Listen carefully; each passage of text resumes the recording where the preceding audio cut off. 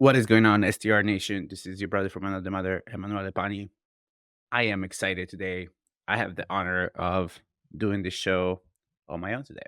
Mike is in Orlando with the family, enjoying, I believe he's at Disney right now, just walking around with Cora, Kaden, Kristen. I believe his mom and Kristen's mom are there as well. So he's taking some much needed time off with the family. And so I have the honor of doing the show on my own for the first time. I like to keep it 100 with you guys as always. A little nervous to do the show on my own. 200 some episodes in, always done it with Mike, which adds a layer of comfort to it because it's more of a chat with a friend. Versus now, it's kind of like I have to chat by myself. But my intention is to provide you guys with as much value as I possibly can. As you guys know, I went to Italy last month. And so I just got back last Wednesday, August 15th. And I decided to head up to Canada this week. Dave Conway was doing the Ultimate Sales seminar. And I wanted to get back into the material, get back into the vibration of work and sales and creation. And for me, going to live events is one of the best ways to increase my vibration. So one of the things that we talk about often is how your environment influences who you are. And so I wanted to go to an environment that I knew was going to have very, very high vibrations. Dave Conway for me is somebody that has extremely high vibration, super high standards that I look up to. And I know in those rooms, there's going to be people like him. And so I was like, perfect. I'm going to go to Canada and do a couple days with Dave and just go back. And so the idea for the show today is I kind of want to share with you guys some of the highlights for the event and then a thing that I've been thinking about quite a bit, which is what is the ROI of an idea. So before I get into the ROI of an idea, I want to share with you guys the main three takeaways that I have from the sales event. And I'll share about me personally. For me, sales over time is definitely an interesting concept, right? Because I grew up in a family that kind of viewed salespeople as an inconvenience. I remember my parents, us sitting around the dinner table and people calling, they were just trying to sell something. And my parents being super annoyed and just always kind of like talking badly. It's just like, oh, these people, kind of like they're the scum of society. And then fast forward now, their son is in sales, has been in sales his whole life pretty much.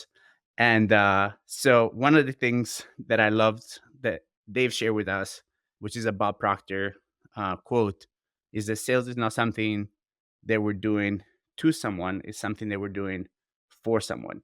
And so it's really understanding that when we have a great product that we're offering, if we don't sell it, we're not helping anybody. And so in order to help and to change people's life, we have to be comfortable enough to sell people and do so with the framework of like, I am doing something for someone, not doing something to someone. I've always had that problem in my mind. I realized when I was sitting there, I've definitely always looked at sales as something that's like I was doing to someone versus for someone. The next big takeaways, I only have like, I narrowed it down to three for you guys. Number two is everything that we learn about ourselves, we learn about our clients and our prospects. So the more we know about us, the more we know about the people that we work with. And this should be pretty self-explanatory, especially for my co-hosts, because you wear your clients or you can really imagine your clients and what they're going through at any point in time. And so it should be very easy for you to realize that the better you can understand you, your motivation, what drives you, and then you just swap out the you and replace your clients in it, in the image of what you understood, you can serve them from a much higher place, from a much better place.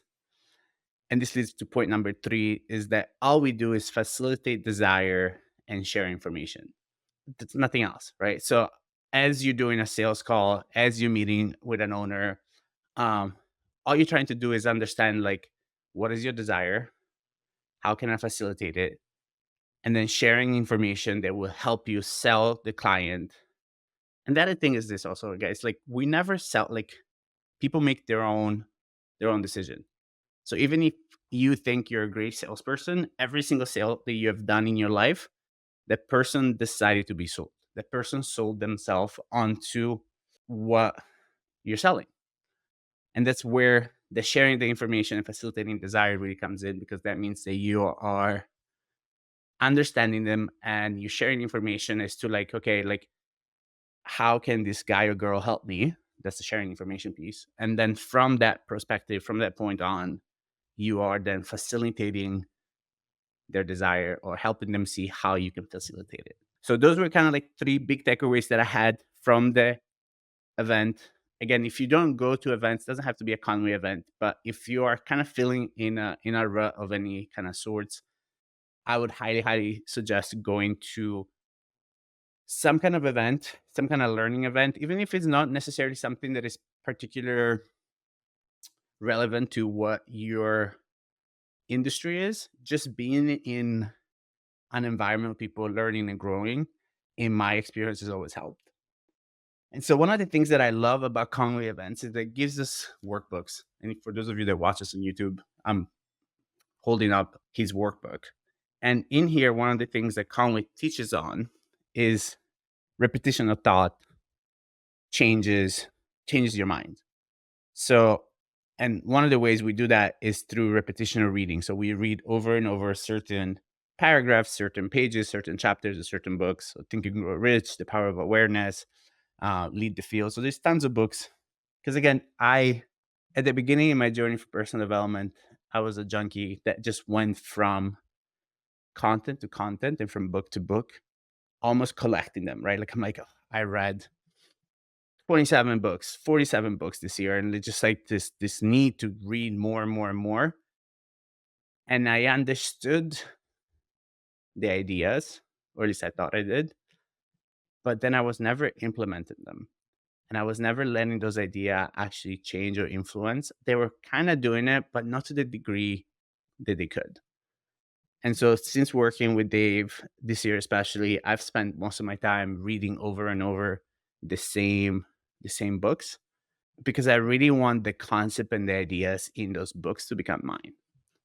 And what I mean by that is like I really want, when I read a certain quote from Napoleon Hill that is impactful, is I want it to feel like that is how I think. Those are my thoughts. And so as I began the show, I told you guys I wanted to talk about what is the ROI of an idea. And before I do that, I would love to read you guys a quote from Definite of Purpose by Napoleon Hill. And he says, if you plant for days, plant flowers. If you plant for years, plant trees. If you plant for eternity, plant ideas. So ideas for me have been what kind of makes the world go around. Money is an idea, right? Money is just an idea. So whatever idea you implement and you let come through your life will impact and influence your life. And so in the journey of thought, we go from idea, and then an idea transmutes itself into a want, and then oftentimes a want transmutes itself into a goal, and then a goal transmutes itself into a desire. A desire transmutes itself into a burning desire or an obsession, and a burning desire or obsession transmutes itself into reality. And what I mean by that, it actually manifests itself into your life. Most of the time in the past, I have gone from idea to want, from want to idea, from idea to want, from want to idea. Because it is so easy for you as you're like hanging out with your friends, or you go to a conference, or you listen to a podcast. We share an idea, and you're like, awesome. I love that idea. I want that.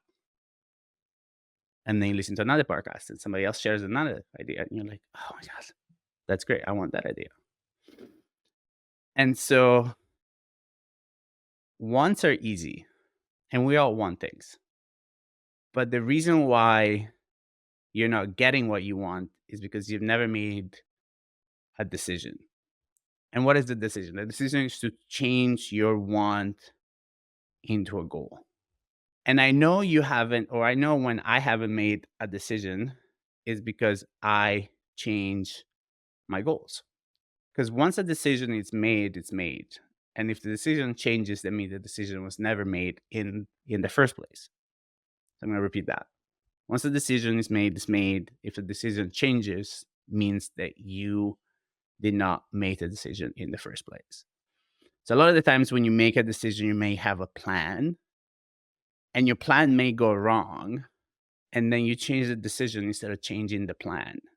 If you actually made the decision, you will continue to go through plan A, B, C, D, continuing to go until you reach your decision or the goal that came from the decision. And so in the journey of thought, we go from idea transmutes into want transmutes into goal. So all a goal is a want that you actually want. A lot of the times when I do coaching calls, I ask people, hey, what do you want? And they start spilling out all kinds of wants. And a lot of the times, what I feel is that people tell you things that they think are cool or that they think you want to hear. And I know that is the fact a lot of the times because I can then look at their life and I'm like, you don't have any of those things, which to me means that you've never made a decision. That's never been a goal of yours. And so ideas transmuting to wants transmuting into goals. All of those things are in the conscious part of our brain, meaning it's a decision that leads to it, and then we're consciously doing it. For the goal to transmute into a desire, now you start going into the subconscious mind. And that is where things start getting kind of tricky because when you're trying to go into your subconscious mind, you start dealing with your paradigm. And what a paradigm is a multitude of habits which are fixed in your subconscious mind. So there are your belief systems, your ideas that you have agreed to. And those are the things that kind of run your life. And among those ideas is your self image.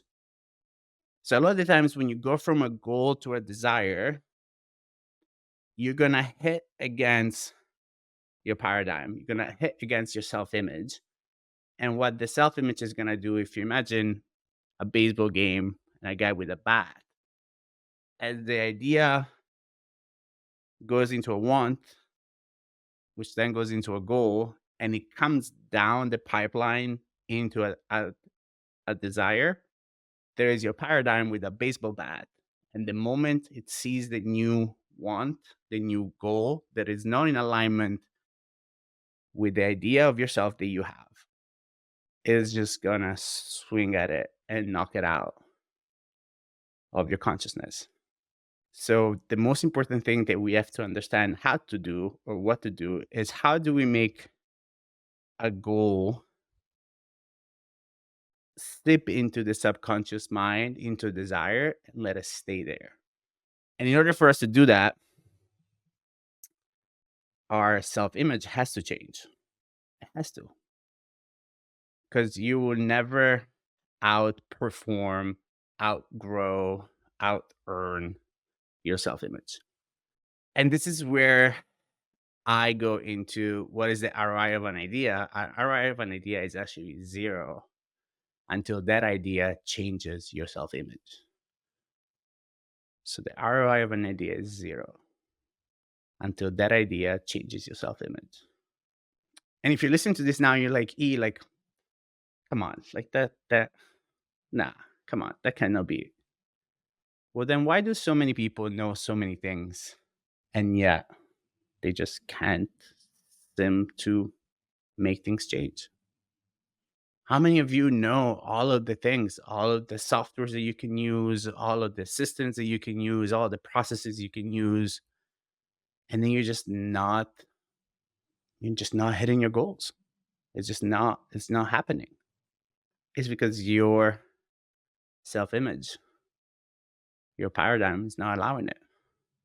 Because you'll never be able to achieve past what you think you can achieve.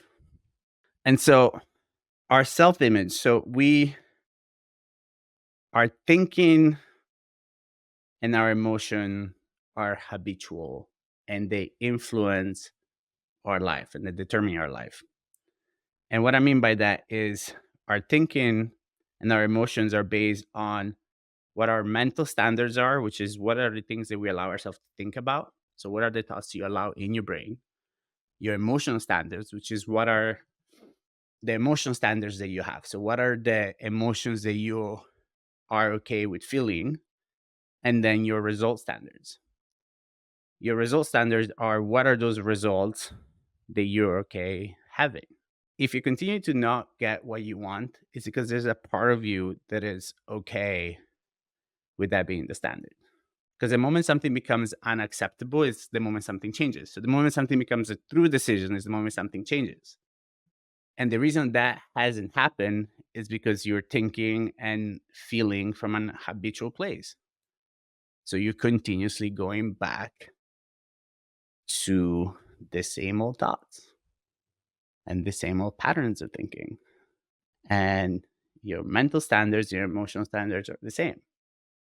So you haven't said, hey, mind, we no longer think like that. Hey, emotions, we no longer allow those emotions to run through us. Hey, standards of results, we're not longer accepting those results. Like we want what we want more. And so going back to the journey of thought, we go from idea to want to go to desire. And the moment a desire becomes a burning desire or an obsession, that's the moment it's gonna go and transmute itself into a reality. And a goal becomes a desire, and you can see it in yourself, and you can see it in others, is the moment that self-image changes, is the moment your behavior changes. So until your behavior changes, your desire has not entered your subconscious mind because you are going back to what? Habitual ways of being. And so until you are able to change from your habitual way of being to this new self image that is in alignment with your desire, nothing is going to change. And so we get to the point where you have to let the new image of you, your new self image, be the one that disciplines your life, your decision making. And until that happens, you're not going to change. And so, what I would love for you guys to do is to let yourself decide what your goals are and then take pen and paper, go somewhere, be in a high vibration, right? So, go somewhere where that you like, or go somewhere after you've done something that is like fun and you feel energetic, and go from idea to want to goal. You're in your goal now and be like, okay, this is my goal. Well, what does that me that accomplishes this goal look like? How does he think? How does he feel? How does he act? How does he behave? And then let that person be the one that disciplines your decision making. Let that person be who you look up to in terms of like, hey, like, is this something that is good for me or not? Is this something that's gonna get me closer to my goal or not? And the reality is that your self image should be under construction every day.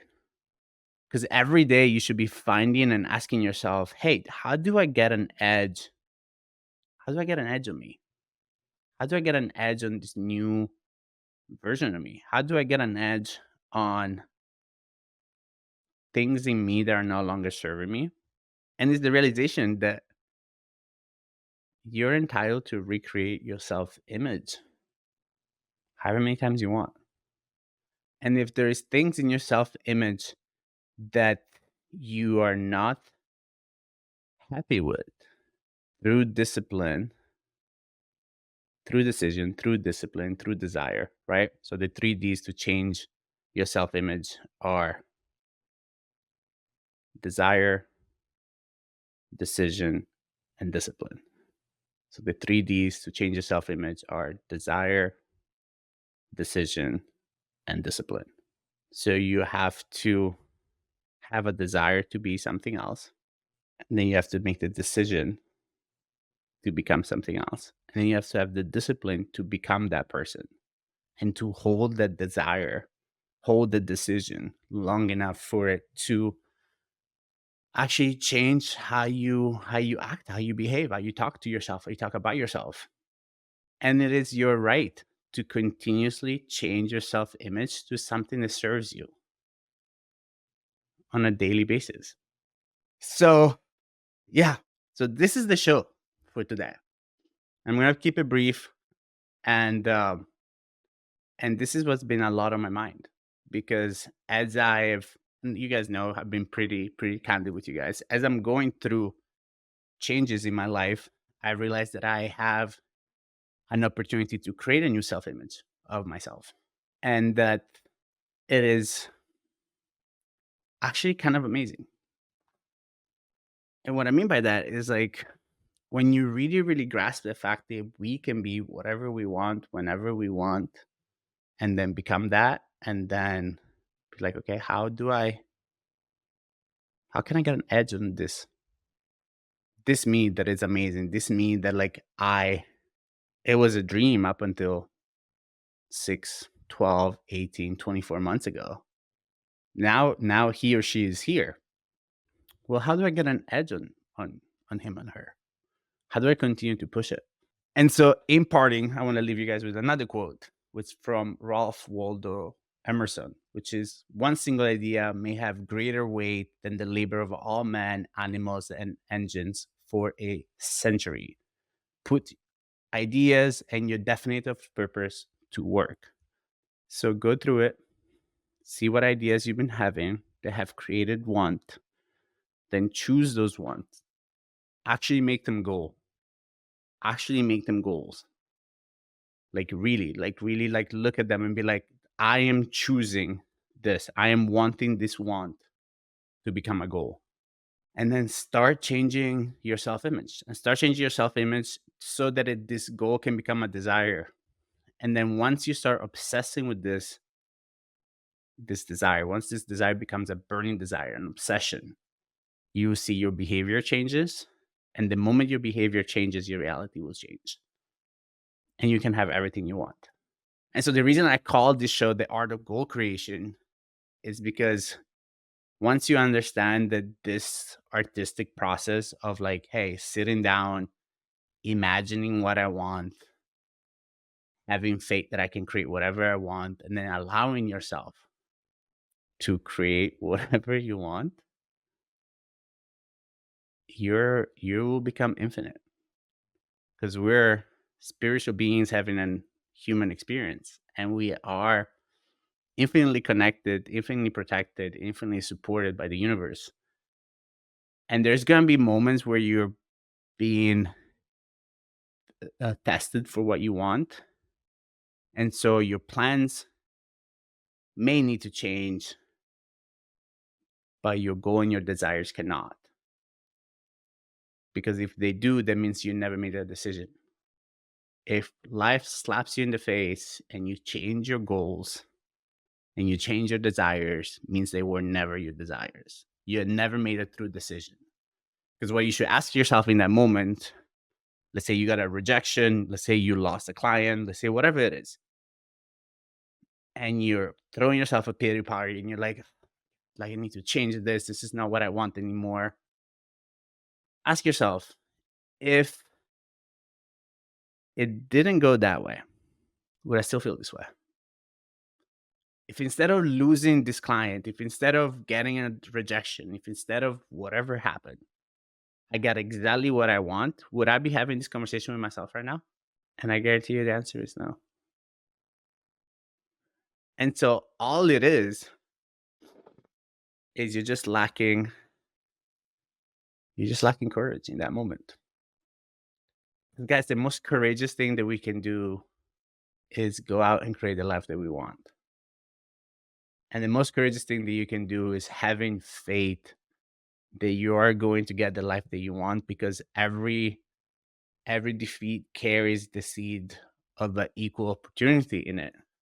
And so if you're walking away from things after a couple defeats, that means you never made a decision. You never really embraced that as a true goal. You never changed your self-image. It was just kind of just a want. And if you just go from want to want, you're not going to create anything. So I do hope this episode finds you in a good spot. I do hope that if you are going through those moments where, yeah, you have this moments of doubt, let this episode be your encouragement.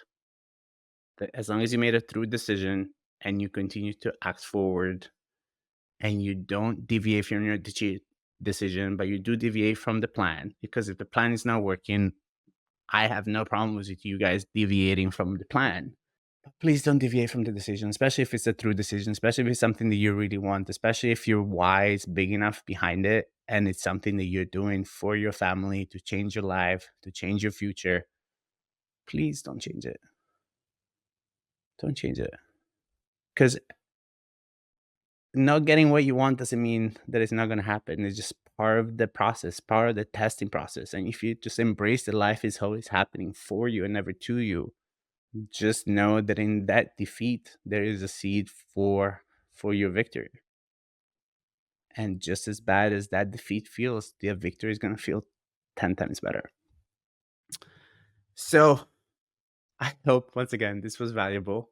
I do appreciate you guys. We'll be back with Mike next week. And I appreciate you, as always. And I'm so grateful that I get to do this work. And I'm so grateful that I get to share my journey and the things that I continue to learn and the stuff that I continue to discover about myself, that I get to share those things with you guys.